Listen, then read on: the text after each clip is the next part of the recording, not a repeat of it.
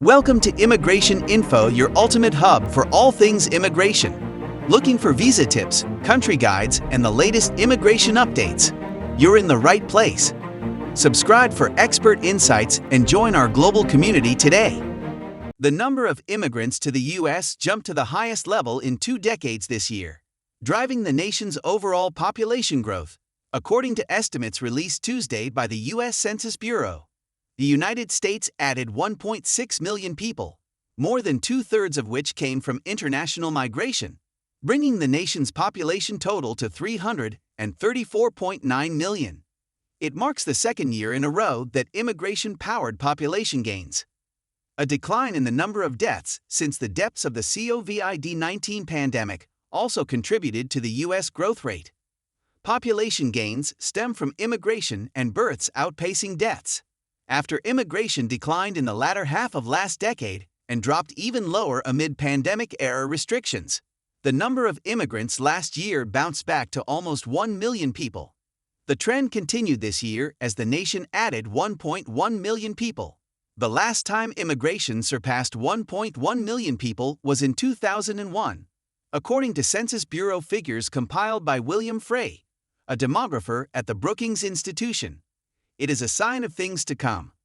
Without immigration, the U.S. population is projected to decline as deaths are forecast to outpace births by the late 2030. The immigration piece is going to be the main source of growth in the future, Frey said. The census determines how many U.S. congressional seats each state gets. If trends continue through the 2030 count, California could lose 4 U.S. House seats and New York 3. Texas could gain 4 seats and Florida could add 3. According to an analysis by the Brennan Center for Justice. While low by historical standards, 2023's 0.5% growth rate was a slight uptick from the 0.4% rate last year and the less than 0.2% increase in 2021.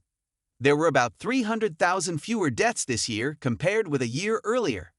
That helped double the natural increase to more than 500,000 people in 2023. Contributing to the largest U.S. population gain since 2018, according to estimates that measure change from mid-2022 to mid-2023.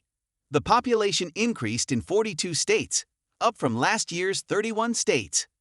The vast majority of growth, 87%, came from the South, a region the Census Bureau defines as stretching from Texas to Maryland and Delaware.